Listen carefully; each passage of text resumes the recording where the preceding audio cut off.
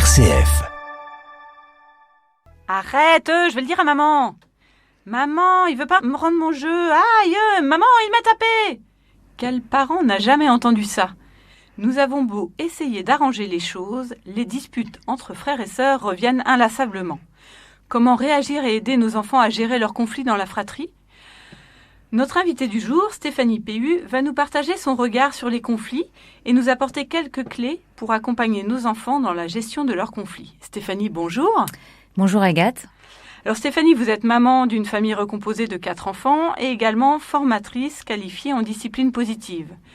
Lorsque vous avez participé à vos premiers ateliers de parentalité, votre regard sur les conflits a changé. Racontez-nous. Merci Agathe. Alors dans le livre de la discipline positive pour les enfants de 3 à 6 ans, le chapitre sur les conflits dans la fratrie commence par la phrase suivante. La famille est ce laboratoire où les enfants font leurs premières expériences des compétences sociales et où les frères et sœurs tiennent lieu de cobayes. Tout est dit. En fait, c'est ce que j'ai moi-même découvert dans mon rôle de maman, sur le tard et dans le feu de l'action. Ma fille Manon, donc, qui est âgée aujourd'hui de 8 ans, avait comme arme fatale, quand elle était toute petite, et encore un peu d'ailleurs aujourd'hui, les cris. Donc ces cris, c'était devenu tellement insupportable que l'on demandait facilement à ses frères, qui étaient plus âgés, de la laisser tranquille. Eux n'avaient absolument pas bougé d'un poil et qu'ils étaient restés tranquillement dans leur coin, avaient ressenti vraiment une grande injustice. Qu'est-ce qu'on fait avec ça ? Eh bien oui, effectivement, que faire ? Comment la discipline positive peut-elle nous aider à faire face à ces situations ? Alors quand j'ai découvert la discipline positive, pour moi ça a été une vraie révélation, notamment le fait que les parents ne doivent jamais prendre parti, enfin essayer en tout cas, parce que le jamais est compliqué, mais essayer de ne pas prendre parti dans les conflits entre frères et sœurs au risque d'encourager les rivalités. Et des rivalités que l'on peut vraiment exacerber et qui vont pouvoir suivre nos enfants toute leur vie. Très souvent, en fait, comme ça a finalement été le cas avec ma fille Manon, on donne l'étiquette du bourreau, entre guillemets, à un enfant et l'autre enfant va apprendre qu'être la victime, ça lui donne de l'importance aux yeux des adultes et aux yeux des parents en particulier, qui ne voient souvent pas que c'est la victime qui commence. La majorité, en fait, des conflits entre les enfants visent d'ailleurs à attirer l'attention des parents. Et plus on intervient et plus les enfants vont prendre cette habitude et construire leur stratégie sur nos interventions. Donc mettre les enfants dans le même bateau, ça a été un premier outil que j'ai découvert et qui est devenu une règle vraiment essentielle pour moi. Et qu'est-ce que c'est reposant de juste dire à nos enfants, ça ne m'intéresse pas de savoir qui a commencé, ce qui m'intéresse, c'est de connaître la solution que vous allez trouver et je vous fais confiance pour cela. Stéphanie, vous encouragez donc les parents, les adultes, à ne pas prendre parti dans les conflits entre enfants.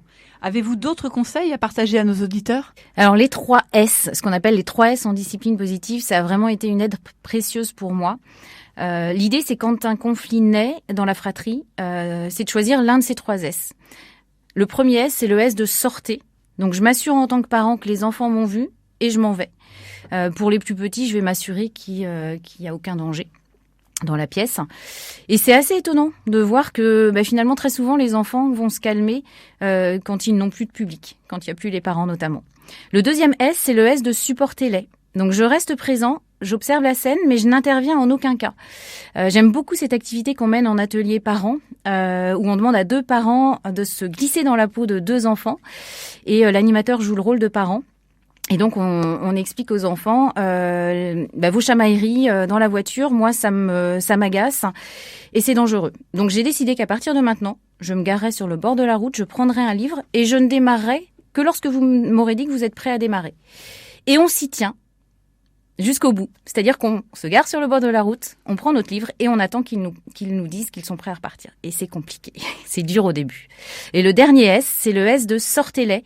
Donc je fais sortir tous les enfants sans faire de différence entre eux, en disant quelque chose du type si vous voulez vous battre, vous allez le faire dehors. Ou alors allez dans une autre pièce et revenez quand vous aurez résolu votre problème et que vous serez prêts à ne plus vous battre.